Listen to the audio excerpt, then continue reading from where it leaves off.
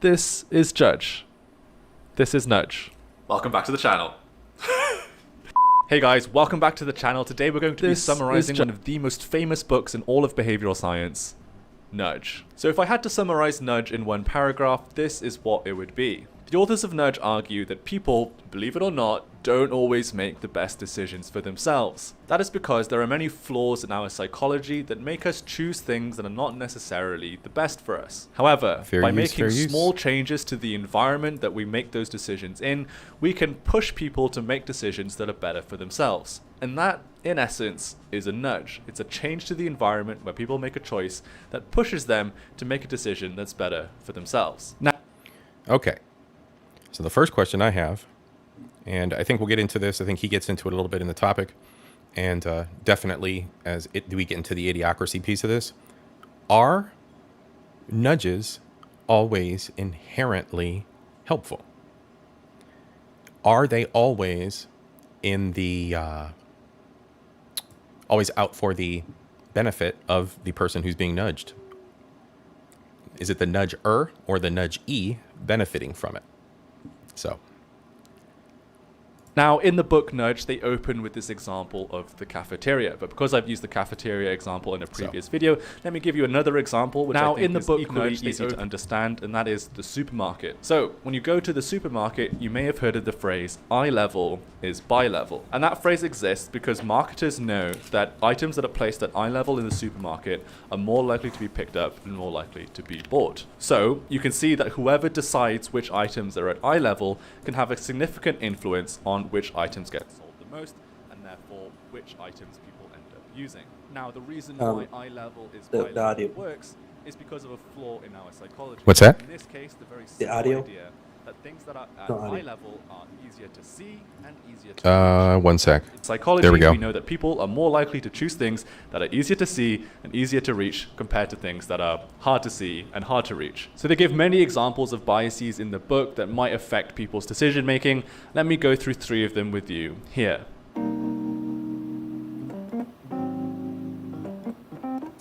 The first one is anchoring, and this is the idea that people tend to over-rely on the first piece of information they hear when making a decision. An example of this happening was done on a study on fundraising, like for a charity. In this study, people were either asked to donate $400 or $5. And what the researchers were interested in finding out was whether this initial suggestion would affect the average donation size that people ended up giving. And surprise, surprise, it did have a massive effect. In fact, what the researchers found was that when people were asked to donate $400, the average donation was $143.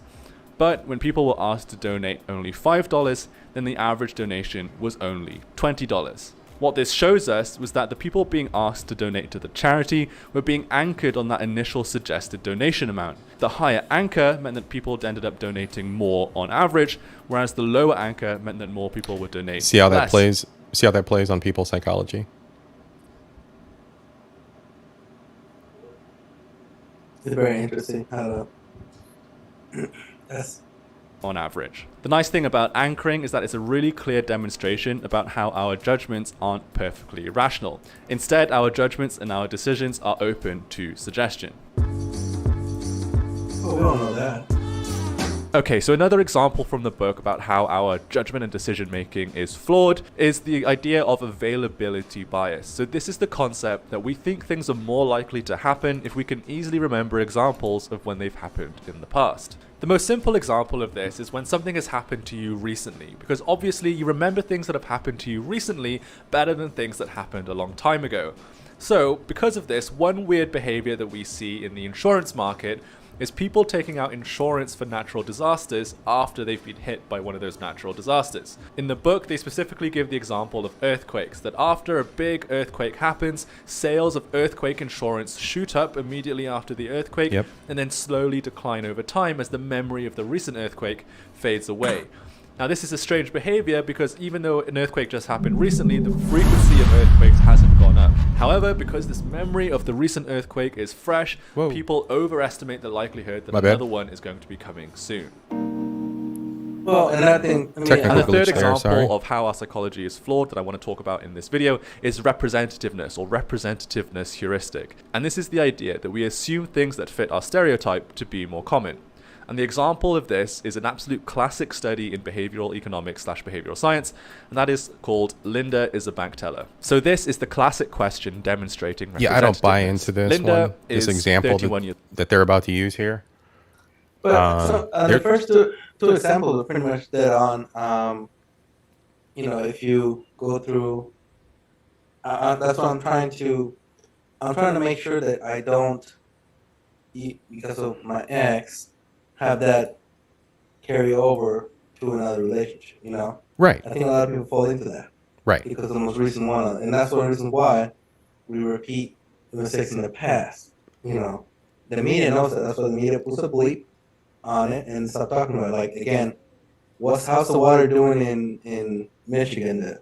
In Ferguson, was it that place that had like lead in the water? Flint, yeah. Still not fixed. That place that had, right? Flint, yeah. It's still not fixed. So, again, because it's over. It's already gone. It's gone in the wind. Right. And they use that. The media uses that. What we see in the news and everything else. It's gone in the wind. Right. And years old. She's single, outspoken, and very bright. She majored in philosophy and during her student years was deeply concerned with issues of social justice and actively participated in anti-nuclear demonstrations. Is Linda more likely to be a bank teller or a bank teller who's active in the feminist movement? Most people intuitively think that Linda's more likely to be a bank teller active in the feminist movement. After all, she was so deeply concerned with issues of social justice at university, it only makes sense. But think about it mathematically. It is statistically impossible for that option to be more likely, because for her to be a bank teller and active in the feminist movement means she has to meet 2 conditions, whereas in the first option, she only has to meet 1 condition, being a bank teller. So why do we intuitively think it's more likely for her to be a bank teller and active in the feminist movement? Because somebody who's so deeply concerned with social issues during university, being active in the feminist movement therefore fits into that stereotype, and so we think it's more common. So that is why we need nudges. As you can tell, our psychology, our judgment and decision making, it's flawed in many different ways. So nudges help us push people to overcome these flaws in our decision making and help them make better decisions. But how do we actually design one of these nudges? Well, there's many different examples they give in the book. I'm just going to give you 2 of them in this video. Yeah, I also the first one is an absolute classic, and that... Sorry? I also don't agree on the last one because there's social engineering. Yep. Plus everything that pushes. Reinforcement. That's not added onto it. There's certain things. None of that is accounted for. Yeah. There's certain things that are reinforced in certain areas. Yeah. That's how cultures that's how cultures establish themselves. That's why if you go back to Puerto Rico, there's a distinct Latin culture that has been reinforced. If I go to St. Lucia, there's a distinct Caribbean culture that has been reinforced. I'm using those as examples because they're close to our heart. But those are perfect examples of reinforcement. And work environments are also pushing those agendas as well. So there's a reinforcement constantly adding on to the military is another example. That is default. So the idea behind defaults is that we pre-select an option for people. In other words, they have to opt out if they don't want that option, but by default, they're opted in. In the book, they give the example of organ donation, because countries who have opt-out organ donation, in other words, by default, you're donating your organs, have significantly higher rates of organ donation compared to countries where this is an opt-in decision. Organ harvesters. Another way to help people make better decisions is to do what the authors call narrowing the field. In some decisions, we have too many options, and too many options can feel very overwhelming. Absolutely. In the book, they give the example of retirement plans, but that's really boring, so I'm going to give you the example of Spotify. When you go on Spotify, does Spotify just show you every single song and then ask you to pick one? No, because trying to choose a song when you just have a huge list of songs is overwhelming and intimidating. Right. So what does Spotify do? Well, they allow you to narrow the field. You can filter by album, by artist, by genre, etc.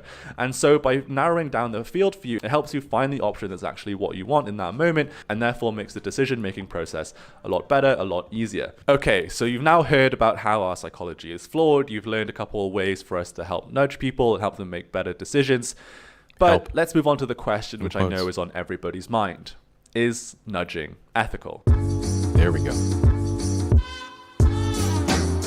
So when it comes to the question of is nudging ethical? Well, the authors of the book, Richard Thaler and Cass Sunstein, obviously think so. The argument that they make in the book is that people are going to be nudged no matter what. There is no neutral way to present choices to people that isn't influencing their decisions. No matter how you present the options, intentionally or not, people are going to be nudged towards picking one choice over another somehow. So with this knowledge in mind, if you're somebody who designs choices, you might as well go out of your way to design the choices in a way that helps those people make better decisions for themselves. In the book, they use this term libertarian paternalism. And this is the idea that when you I'm going to pause it right there. Look at that word.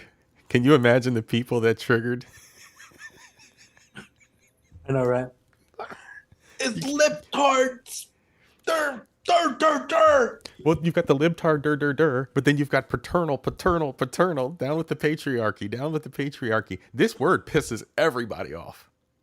This word literally, it literally straddles pissing everybody off on both sides of the line.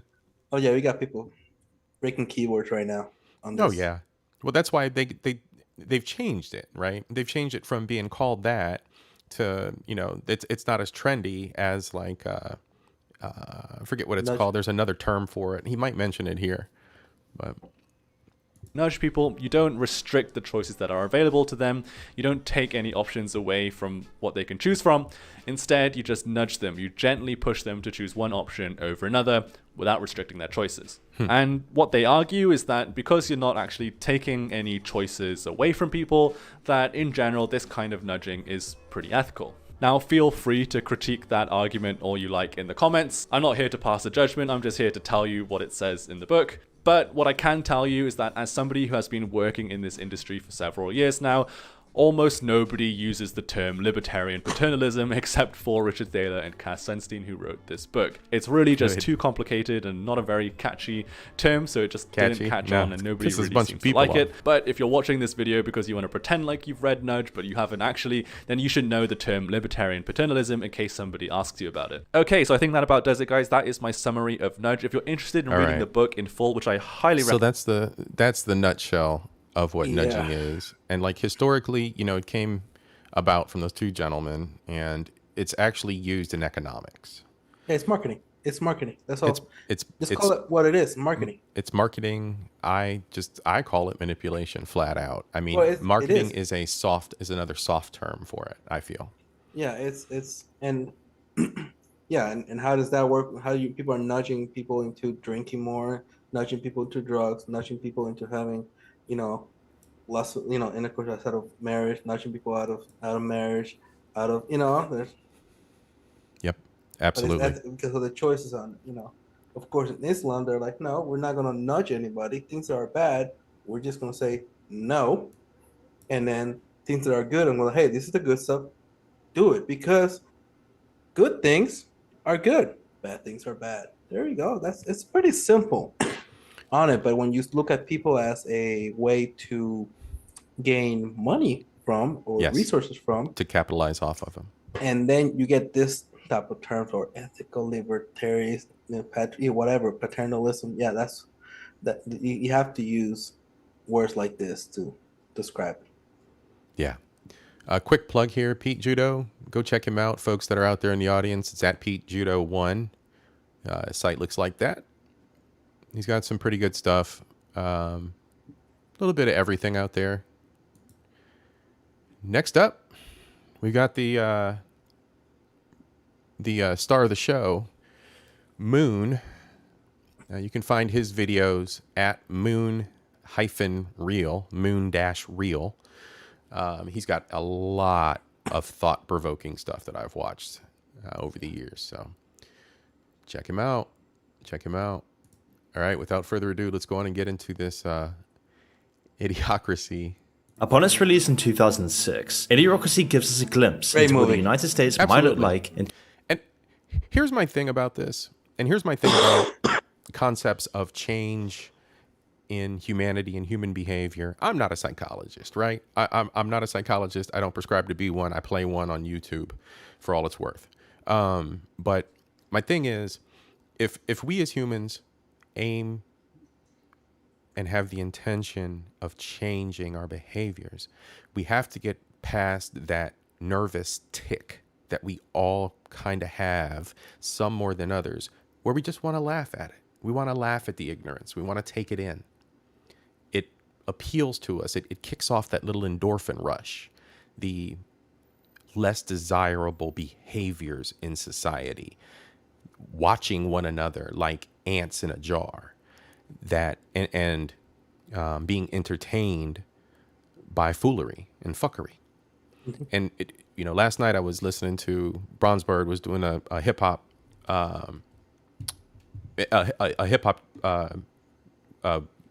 what you call it? Can't even get the word out right now. But he did a presentation about the story of hip hop and an anniversary celebration. Forgive me, audience. The guy just did an anniversary celebration for 50 years of hip hop. And Twin mentioned within that, how the trends of music have changed over the years and how the trends have gone downhill and people have just kind of it's what's become popular in hip hop is no longer what hip hop was, because the culture has fizzled and kind of become this nudging into debauchery and behavior that is less than reputable.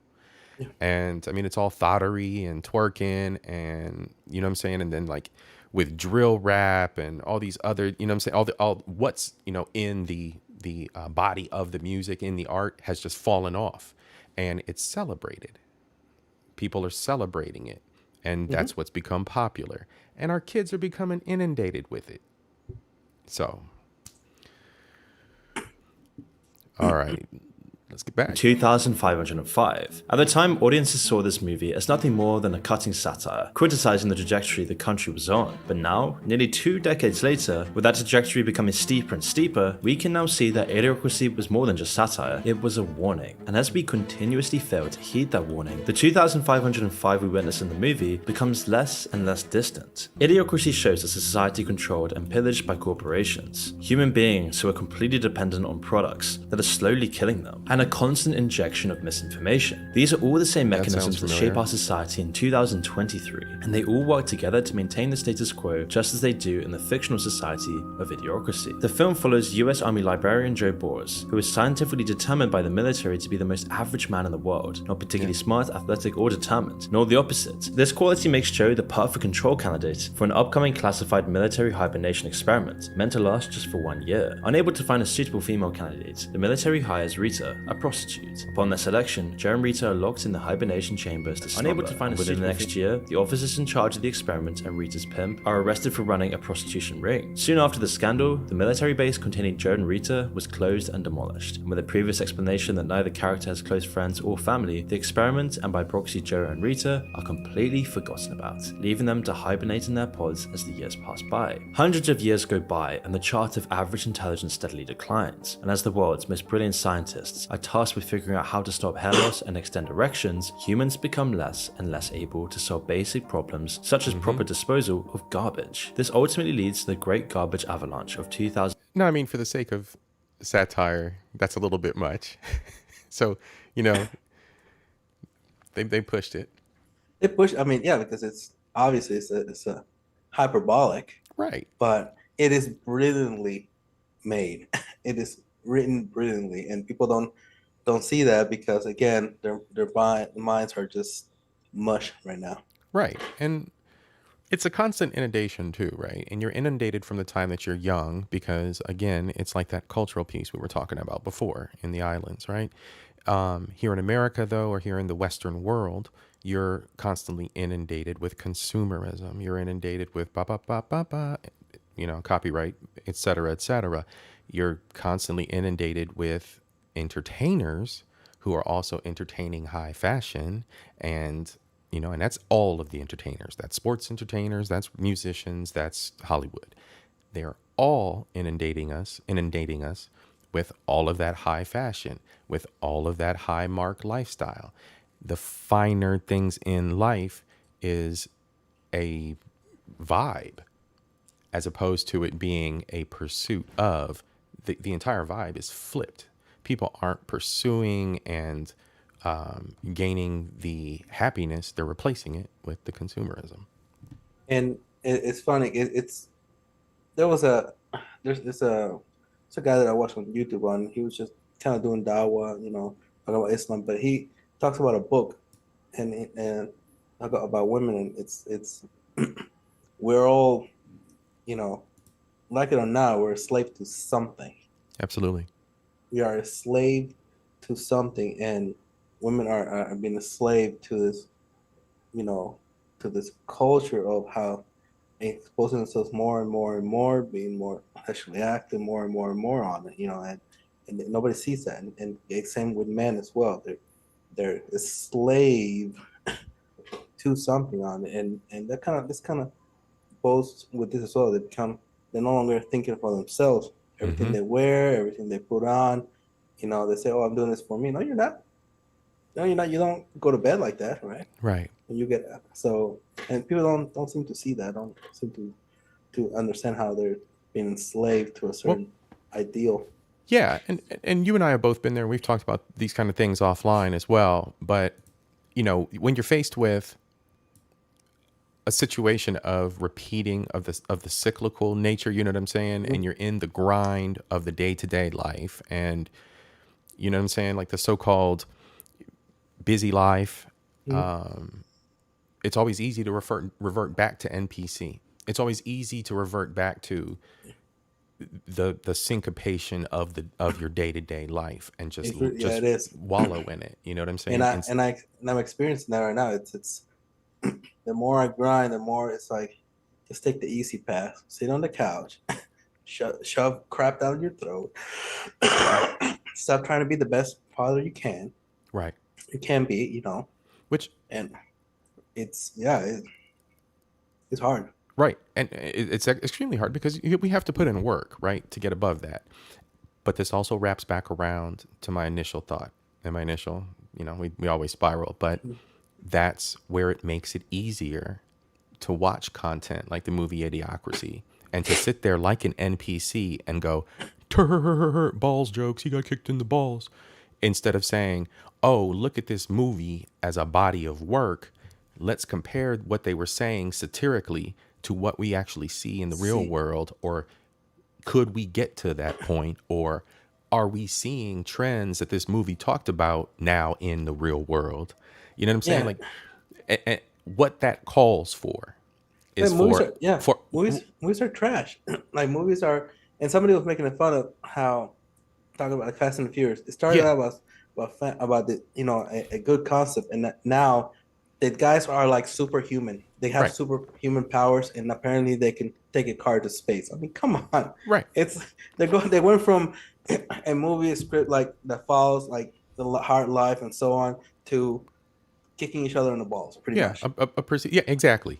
It's jumped the shark, and now it's gotten into that NPC eyes glazed over, just consume. We're going to crank 10, 11, 12 of these movies down your throat. And they're going to watch it. And you're going to watch it, and you're going to love it. Great. We saw the same thing with superhero flicks, and then they were like, "Okay, we had everybody superhero flicks, and we had the Tony Stark. Now we're gonna have a superhero flick era of women superhero." And at this point, it's just saturated the market, and only people who, you know, are aware of the media they're partaking in and they're consuming, actually see that it's a dead end. People think I'm insane. They're like, "Oh, what kind of music you hear?" I'm listening to music. Islam says no music. I rarely listen to new music. I have to seek out new artists that are worth my time and are trash. And I don't. And they say, "Well, why don't you?" Well, no, Islam says no to music. And now I'm seeing the wisdom on certain things. Like, yeah, I'm not gonna put that into my head, right? You know, into my ears. Especially now, I'm glad I'm. You know, what kind of TV you watch? I don't watch TV. I might watch an anime with my kid, and when she likes it, but when she's not around, my TV's off. Like, it's just off. Everybody thinks I'm saying, "What do you do for fun? What is this fun?" Like, I have another job. I deliver. Right. I'm like, what do you? It's like everybody's like, fun. What do you do for the F word? Everybody worships fun. Everything has to be fun. Everything. They cannot do anything without the fun. Well, see, there's no merit. There's no merit to life anymore. There's no reward to life anymore. Everything's instant, right? So people just want that instant gratification. They want that instant reward. They want that instant fun. They're gonna go on those multiple trips. They're gonna go do this, that, and the other. It's entitlement. It's me, and it's not looking at everything as a whole and looking at the experience of life as a whole and getting more out of life. It's all the YOLO, and you only live once. Run hard, hit the road, you know what I'm saying, hard, wheels on the ground, 90 mile an hour, living fast, which, forgive me, and I'm not trying to spiral on this, but it's the fuckery that we see in certain communities out here based on the way that people live their life. I live my life like this. My kids be fine. We good.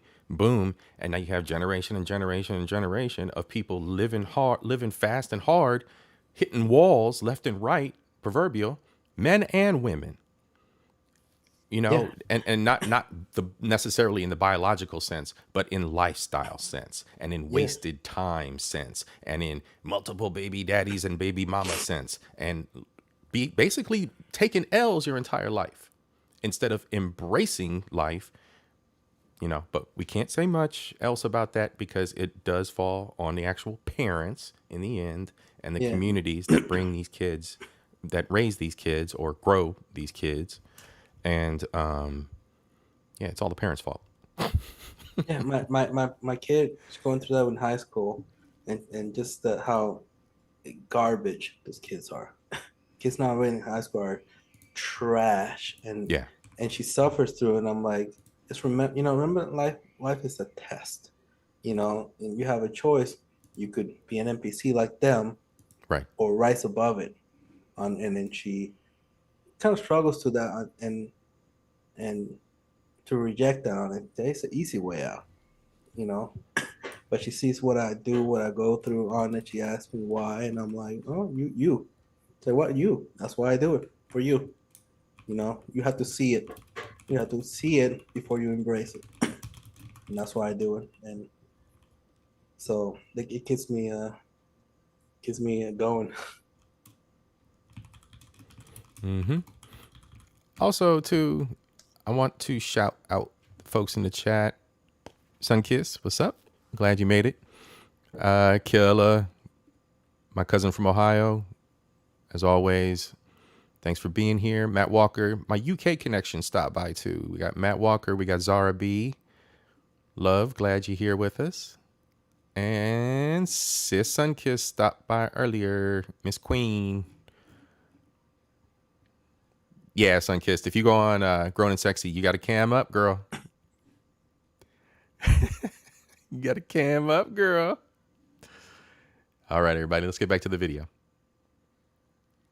1505, which causes Joe's pod to end up in the home of Frito, an average brain-dead future citizen. This is where Joe wakes up and slowly realizes where he is and what society has become. An apocalyptic dystopia filled with people who are too dumb to sustain humanity's survival. Towards the beginning of the movie, we get a basic explanation as to how human evolution has led us to this point. Having kids is such an important decision. We're just waiting for the right time. I was like, nah, man, I'm It's not just something having you kids wanna with any rush old into. thought. The narrator explains that unfavorable economic conditions, social unrest, and the looming threat of global warming have discouraged the smartest of us from reproducing. And meanwhile, again, the dumbest getting people older, aren't considering no such kids. factors and are more willing to partake in adultery with multiple partners. I'm gonna fuck all y'all! See? I mean, this is society, though. I know Meaning guys they're like reproducing that. at an I've exponential known men rate. like This that. I still dichotomy know repeated guys for like that. years, meaning intelligence is passed on to offspring less and less until it's completely phased out, which ultimately leads us to the society Idiocracy shows in its version of 2505. But what does this say about us? Critics to Idiocracy suggest that by using this logic, the film is advocating for eugenics or some sort of systematic planned breeding of absolutely society's not. smartest individuals. But this is really just a simple visual and comedic way of getting the audience on board with the premise. And see, all they were doing is getting everyone on board with the premise, like he said, right? I don't understand how society or the writers of these articles or the critics, movie reviewers, whoever, would even conceive that it was trying to push eugenics when there are literal couples across the United States now, and the young generation is carrying the torches of the fact that they do not want to breed. Yeah. And who are the ones that are breeding? Thoughts. The thoughts are breeding. Yeah. They have multiple baby daddies and all that. It's happening now. And more and more. It just completely escapes me. And I almost want to see. Hold on a minute. There's a guy wrote it. I was going to see, man. I might look that article up. And it's not about eugenics. It's just Paleo showing... Future, the history of the future, July 29th. I might have to look that up and just do some research on that one, because I just want to know what was rolling around in that weirdo's head to write that. It's a cruel movie about eugenics. If it was because it was holding a mirror up to society, and you realized it and you were offended by it. Hit hounds holler. Like, I don't get it. I mean, I think Islam is the only one that's saying, hey, go have 4 wives, go have a big family and breed. But it's sanctioned within the religion. Yeah. It's not just thottery and a societal you breed bedlam. a family within a community, within a family unit, where you teach morals, where you exclude things that are bad, on it, and that is slavery and whatever, everything else on there. But apparently, being taught, it's amazing and it's freedom, and also kill babies. I don't know. It's Right. like whatever. Right. Whoop. My camera's tripping. He's back. All right, let's go.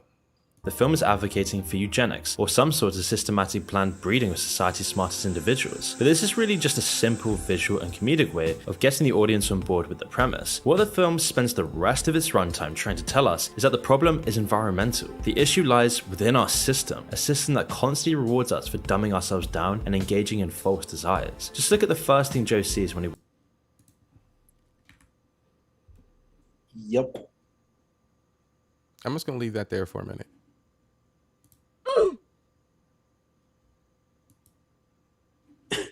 I mean, hold the mirror up to society. The fuck are we doing? You'll be surprised how many people now at work. It seems that's all there is. I'm at work, and they're all like that. I guarantee you, all three of them. Oh yeah, I'm sure, and I guarantee you, all three of them have millions of subs. No substance whatsoever.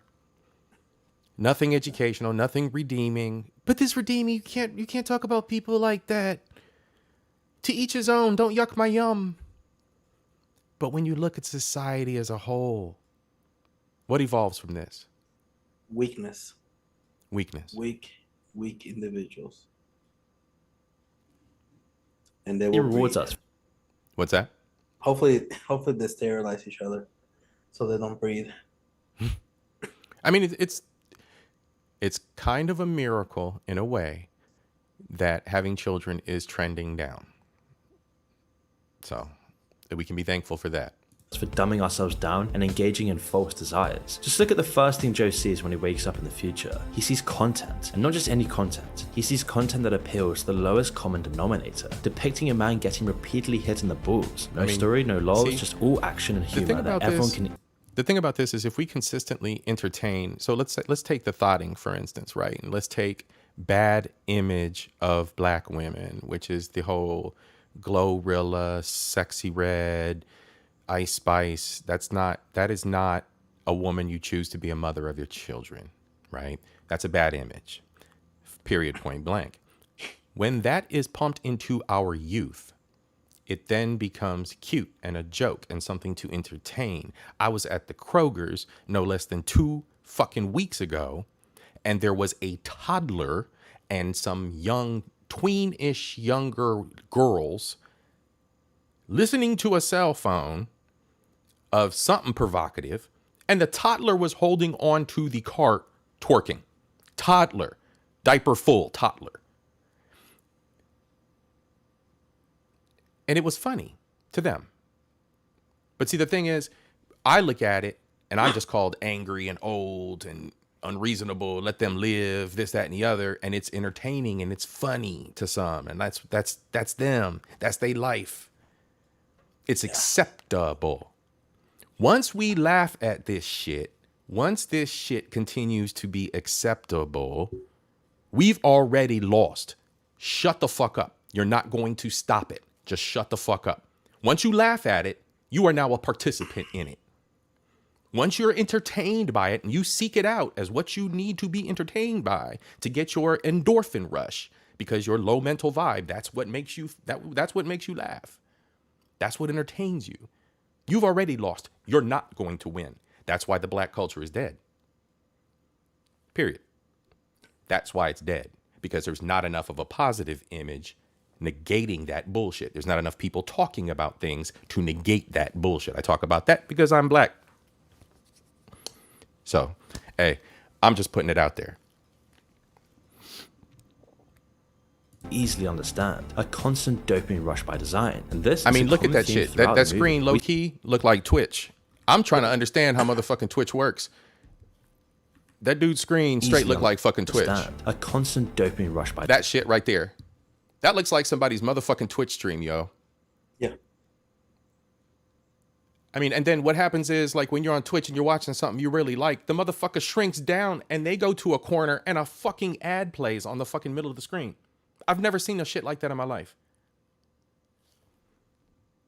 It's bombardment. It's constant bombardment of bullshit. by design, and this is a common theme throughout the movie. We see a network dedicated to masturbation, a sensationalist news conglomerate that favors entertainment over truth, televised criminal trials in the form of monster truck rallies, political speeches straight out of WWE. Hey, good evening, miss, she said. Glad you could stop by. Now, I understand everyone's shit's emotional right now, but listen up.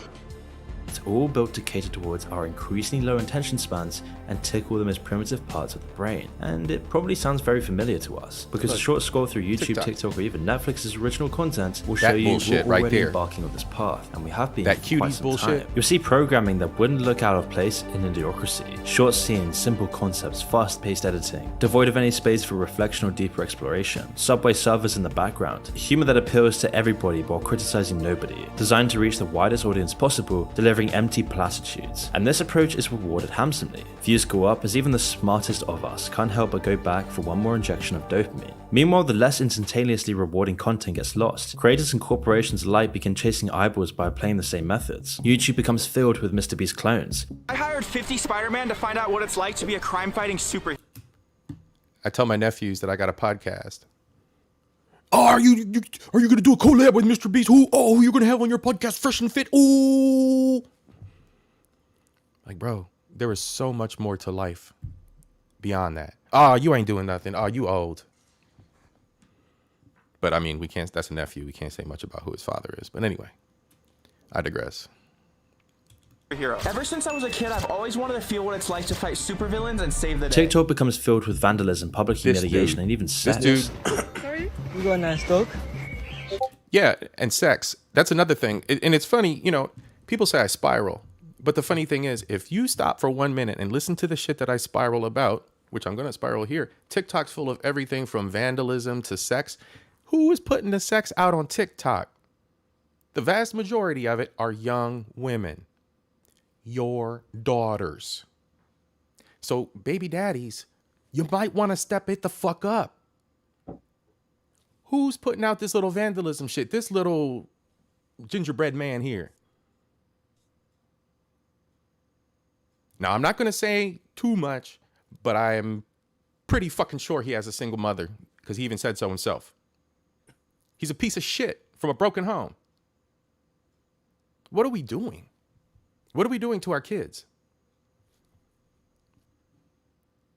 Vandalism, public humiliation, and even sex.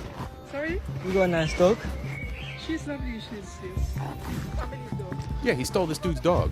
Gang, whole lot of gangs. Our news has even become entertainment. But that's not the worst part. The worst part is that the faces of this movement are rewarded with immense wealth and fame. And at the same time, essential workers are underpaid and disrespected. Teachers struggle to afford their basic needs. Doctors and lawyers are required to take on immense debt with predatory interest rates. So where's the incentive for young people to pursue a career where they meaningfully contribute to society? The truth is, it's gone. From a survey of 3,000 children in 2019, it was determined that over 71% of children in the United States want to be some form of an entertainer when they grow up, either a YouTuber, musician, or a professional athlete. Meanwhile, in China, and see, that's the whole thing too. It's all about, oh, you a content creator? What you doing? Oh, you a content creator? Oh, you dancing? You twerking?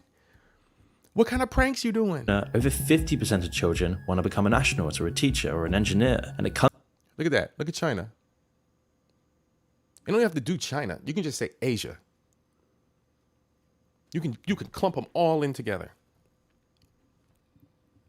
That includes India, to those that don't know. Oh, they're all engineers. Yeah. Yeah.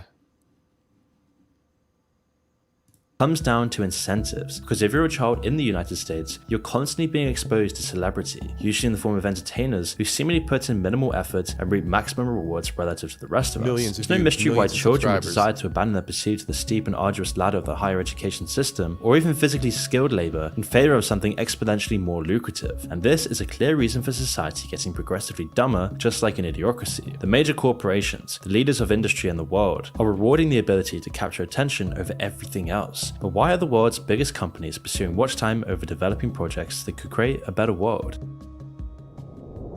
But before we continue, I want to tell you about our video sponsor, War Thunder. Gear up for a relentless battle of supremacy in War Thunder. War of Thunder allows you to engage in heart-pounding, high-octane battles that span across vast interactive maps, featuring an array of ground vehicles, aircraft, helicopters, and ships. Being one of the most comprehensive... Skipping that?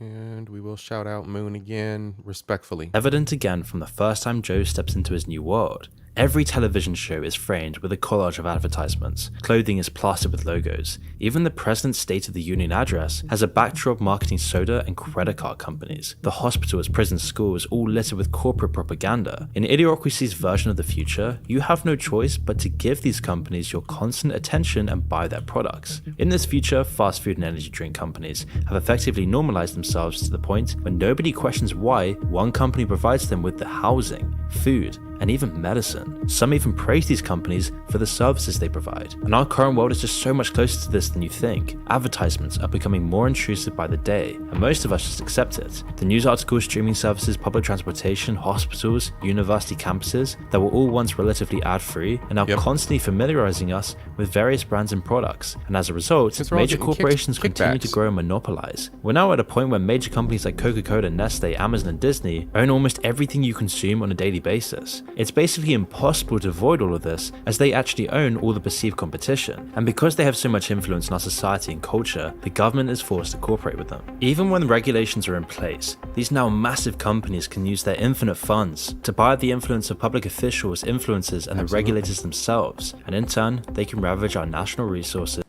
All right. And this is where nudging comes in.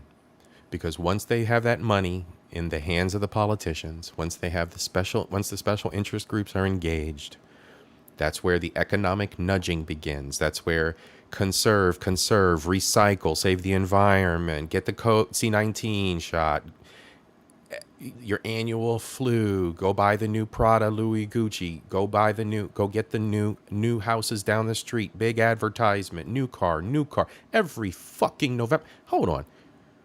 Here's the most recent nudge that I've got today. Hold on. So-and-so imports. Is it time to upgrade? Culture. Now it's a perfect time to upgrade your Outback to a potentially lower payment and brand new 2024. The fuck? Now, see, the average person's going to say this, and you got a little button here, value my trade. Oh, they're going to do the work for me. I can get pre-approved. All that bullshit. It's all nudging. It's all nudging. You know what I read that at? I read that in my fucking trash can. Destroy our culture and society, and commodify our primal desires at the expense of our souls. So in this context, it doesn't seem far-fetched that one day we'll wake up to a future just like this dystopia that Joe finds himself in, similar to that of Infinite Jest, where every year is advertised by the next major company, the year of the Whopper. But if this trajectory we're on is so obvious, then why haven't we tried to do something about it? Well, the movie then addresses this as well. As these companies grow, they do provide more jobs to the population. According to the most recent census data, nearly 40% of Americans are employed by large companies, with this number skyrocketing over the past decade. It's over 65% if we include mid-sized companies in this figure. And so this means that 40% or 65% of Americans have a vested interest in large companies being able to turn a profit, causing them to overlook the atrocities committed by these corporations and in some cases vote against their own long-term best interests if it means potentially avoiding layoffs. And we're seeing this exact same scenario illustrated in the movie. Joe, now given public office as the smartest person on earth, actually solves the country's food scarcity problem by replacing existing irrigation systems that water crops with an energy drink produced by their corporate overlords Braundo. But replacing Braundo with water on such a large scale causes the company's stocks to tank, meaning the company lays off 75% of its workforce overnight, which at this point is 75% of their entire population. This results in mass riots at the Capitol and a call for Joe to be sentenced to death. The masses are willing to kill the only man who can save them from starvation in order to preserve their corporate overlords. And I know what you might be thinking. Idiocracy was released by Fox, who by all accounts is one of the main corporations the movie seeks to take down with its satire. Why would Fox release a film that directly threatens their perception by the public? Well, the truth is, they did everything they could to destroy this movie. Idiocracy was originally meant to be released in August of 2005, but was put on indefinite hold by Fox until its final release date over a year later, and upon its release, it was only shown in 7 US cities. Fox was also completely absent in promoting the movie, and while no official comment was given, there was speculation that Fox was unhappy with how the film's message might play to its advertisers and were effectively trying to keep it from being seen by a larger audience. For whatever reason, I just never saw the whole thing. It was just... Well, it kind of... Yeah, it didn't have much of a release, so everything that they went buried wrong, went wrong. Everything that could go wrong went wrong. Like, the film wasn't even screened for critics, and so many have speculated that the sole reason for the film's survival was that Fox had a pre-existing extremely lucrative relationship with the movie's creator, Mike Judge. It wasn't until 2018 that someone on the inside, actor Terry Crews, spoke about the film's bizarrely hamstrung release, more or less confirming all of the speculation. Crews actually had this to say: "The rumor was because we used real corporations in our comedy, these companies gave us their name, thinking they were going to get pumped up, and then we're like, welcome to Costco, we love you." And all these real corporations were like, wait a minute. There were a lot of people trying to back out, but it was too late. And so Fox, who owned the movie, decided, we're going to release this in as few theaters as legally possible. So it did get a release, probably 3 theaters over one weekend, and it was sucked out into the vortex, making only $400,000 at the box office, making sure none of America saw this movie. So the fact that a film like Idiocracy even saw the light of day is something of a miracle. In a society where corporations who control our culture today, keeping us blind and compliant, somehow a movie that advertises their endgame slipped through the cracks. And if we take a closer look at what this endgame looks like in Idiocracy, there's still one more facet to complete corporate rule we have yet to explore, and it's physically unhealthy by design. You see, as Joe navigates the world, it becomes increasingly clear that the furniture is ergonomically designed to make you lazy, the infrastructure is designed to become unsanitary, and the only available food is designed to destroy your body. The future Idiocracy shows us is full of sedentary zombies, being drip-fed Carl Jr.'s and sex. But isn't this the antithesis of what these businesses want? Don't they want us to live longer so we can spend more of our hard-earned money on their products? Right. They do, but it's more complicated than you might think. It starts first with encouraging the addictive dopamine feedback loop that I previously outlined, getting people addicted to satisfying their worst impulses by consumption. Sure, this is extremely effective at turning a profit, but it's only really half of the business model, because the biggest companies aren't just trying to sell you an addiction and all the negative effects that come with it. The biggest companies then want to sell you the cure. It becomes apparent with a closer look at the American Diabetes Association. Right, you get caught in a closed loop. They're going to feed you a bunch of food that's going to give you cancer because they're working with the Cancer Society. They're going to give you a bunch of shit that's going to give you diabetes because they're working with the Diabetes Association. Yeah. I'm not going to say much more, but a lot of these fucking organizations that they're about to plaster on the moon's about to plaster on the screen here are in Ohio. For fuck's sake. I'll be back in 1 minute. I'll be right back. Yeah, go right ahead. Watch this, you guys. A bunch of these fucking companies are here in Ohio. He doesn't say it, but I know it. Becomes apparent with a closer look at the American Diabetes Association, the American Cancer Society, the American Heart Association, and the Susan G. Komen Foundation. You will see that they're accepting millions of dollars in funding from companies like Kraft, Taco Bell, and KFC, in addition to massive pharmaceutical companies like Pfizer and Johnson & Johnson. Now, I don't know what the percentage of cancer patients, blah, blah, blah. I know a lot of people come to Ohio for cancer treatment. We also have 2 of the biggest hospitals in the nation. We have The Ohio State University. I do believe their specialty is heart. And then we have the Cleveland Clinic. I do believe their specialty is fucking everything. But I can also tell you that ever since I moved to Columbus at the age of 15, I had always known Columbus to be a test market. Test market for restaurants, test market for products, test market, test market, test market, test market. Susan G. Komen, Diabetes Association. I'm not going down that rabbit hole in this episode. We're not going to spiral on that bullshit. But there's a whole lot of Ohio going on here.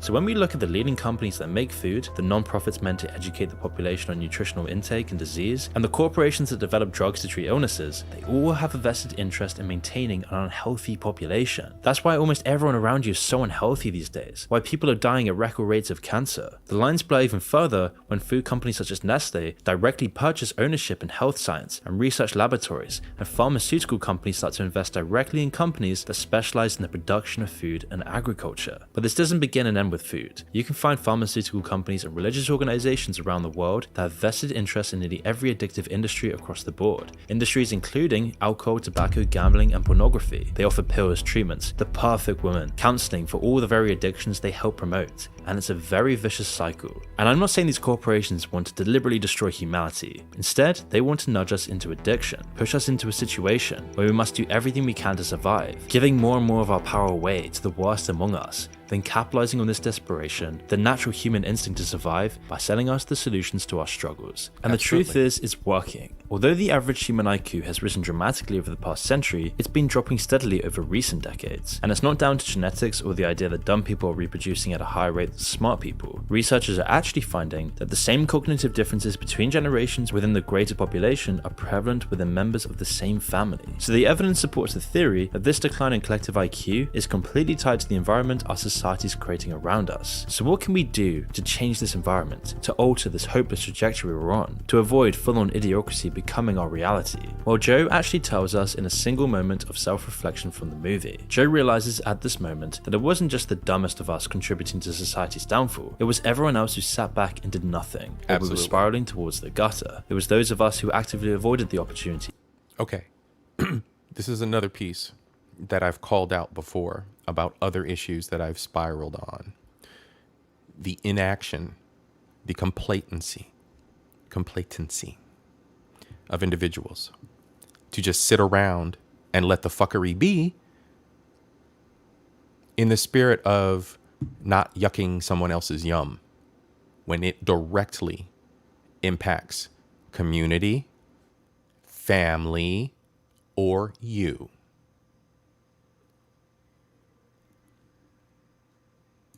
To lead in the face of crisis and decided to follow instead. People wrote books and movies that had stories, so you cared whose ass it was and why it was farting, and I believe that time can come again. Or worse, those of us who recognized the incoming disaster and simply chose to get out of the way. So find some time to do something today. Step away from the hamster wheel of dopamine and consumption that even the best and smartest of all of us fall victim to daily. Even if we can take just 30 minutes out of our day to enjoy a walk with no distractions, look at the trees, breathe in the fresh air, and learn more about the world, maybe then we can avoid the dystopian future Idiocracy predicts.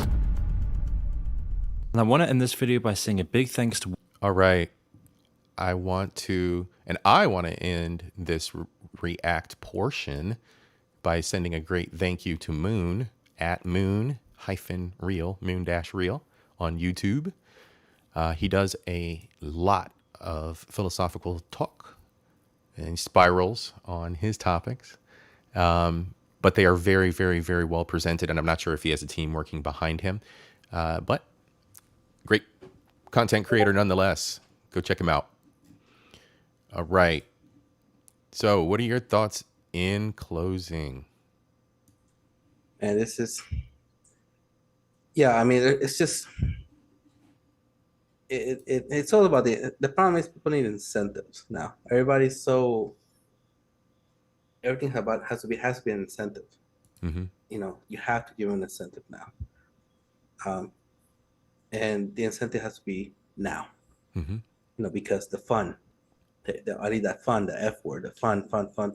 And yes, it's hard to explain to my daughter that there's a little bit more to life than just fun. You know, to see more beyond it.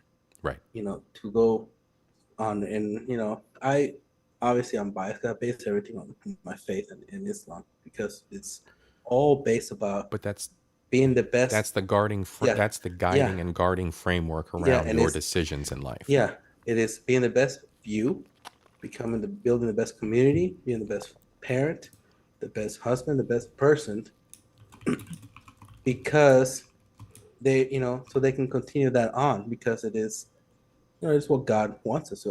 God wants us to be the best version of ourselves here, you know, and then be rewarded for it. You know, and of course that sounds crazy for some people. Right. You know. And that's universal in all of the religions that I've read into. Be good here so that you can go on to something better.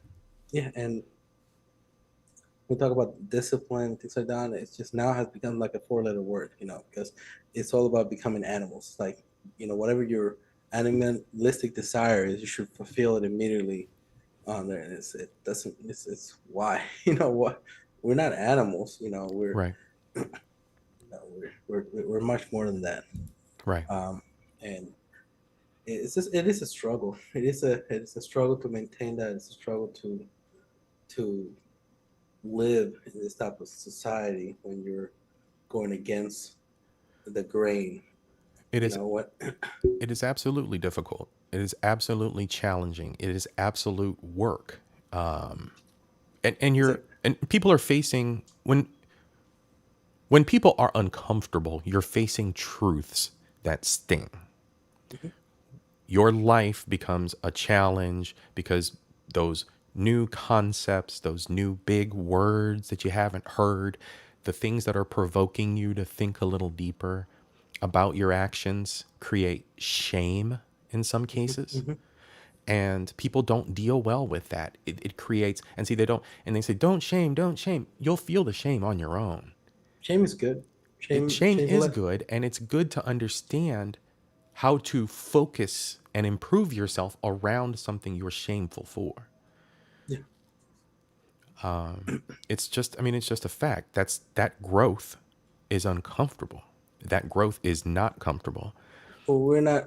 Yeah, nobody's growing anymore. Like I said, we're infantilizing adulthood on there. We're Absolutely extending infantilizing.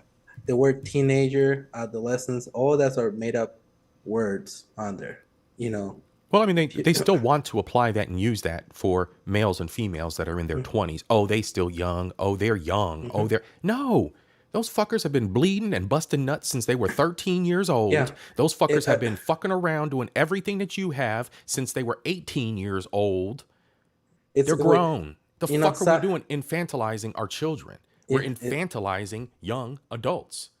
Yeah, and science has proved that puberty starts adulthood. You know, let's start building adults from that era. From Exactly. Build these kids up. Build these young people up so they're prepared. Prepare them for the things that I wasn't prepared for the lessons that I didn't know, the instruction and proper conduct that I might have needed to keep me focused. Yeah, that way you're not trying to, you know, rearrange your life at the age of 40. You know, but at least I have the grit. In all the struggles that I've gone through, have been a good thing because now, because all I know is struggle. Struggling is just a norm. You know, I don't. And it's funny because it's you know, most people would have quit, and it's like, you know, I'm gonna struggle either way, so might as well struggle for something that'll lift me up from this. Exactly. You know, Exactly. When I tell that to people, they don't understand that mindset. It's like, well, you're gonna struggle anyway. You're struggling now, so struggle for a better life. Struggle becomes part of your constitution, and you're prepared for it. So when you come across it, it doesn't hit you as jarringly as it can some others. And the other piece of that too is using that struggle. To anybody that's listening that might not know, that struggle is to power you to move onward and upward, to move vertically as well. You have to move up. You have to increase your vertical jump. You have to increase your skills. You have to learn something. Just like Alex said, just like Alpha said. I mean, but I always enjoy your podcast. I always enjoy the thought provoking and speaking, and just for whoever wants to listen. Whoever wants to listen. Yeah, I was talking to a guy at work yesterday, and I was like, you know what? I don't got kids. I was like, so I'm adopting the whole damn world. If they're going to listen, because like I've said this before in my other podcasts, I'm not here to bullshit anybody or to spew my own personal mental health out upon the world. I'm here to offer the culture, knowledge, and entertainment that I have and I've experienced in my life, and share my friends, share their experiences, and bring all of this out so that others can talk about it and engage and be a part of it, and that we as adults can maybe learn something. I don't know. Mm-hmm. But anyway, this isn't it's not a podcast for fuckery. I will tear apart bully and shame adults who don't know how to behave. I have no qualms with that. No hesitation about that. But in the end, the knowledge sharing, the experience sharing, and the growth that can come from that is my heart. So thank you for being here, brother. I greatly appreciate it. As always, we chat offline and online, so I will talk to you soon, I'm sure. Every time you got my number. Yeah, for sure. For sure. To the audience, Josh Watson, thank you so much for showing up, Josh. You caught me at the end again, brother. Replay club. So catch that replay. We do a little bit of education in the beginning, then we go into Idiocracy and a little bit of philosophy and spiraling and venting. So punching clouds and yelling at the sky. I'm glad that movie has become a cult classic now. People are looking into it on there. But hopefully they'll look at it through a different lens than just guess it's such a perfectly written piece of work. The director, he's amazing. It is. It is. It absolutely is. And that different lens that you spoke of, that proverbial different lens, hopefully adults who rewatch this look at it in a different lens, a different light. You have to strip the comedy away. Mm-hmm. I mentioned it before. I'm the grouchy one. I've often been told that I'm too serious. But at the same time, I see things like this differently than most. And it may be to their detriment. It may not be. But there's a different layer to everything that we perceive in life. And with this movie, it's a starting point. Strip the comedy away. Get a little chuckle on if you got to. But if you strip the comedy away and you look at where society is today, and you look at this movie, it don't look too good. It don't look too good. So with that, I want to say peace to everybody. Thank you very much for joining us this evening. I hope you enjoyed it. Go back, replay it, think about it. Please like, subscribe, leave comments. The comments are engagement. We love to see that. You know, I share comments when I have these collabs with my collaborators, so they know where we are. You know, it's just a great thing to have that engagement from the crowd. So peace, big up yourselves, and thank you for being here. Assalamu alaikum.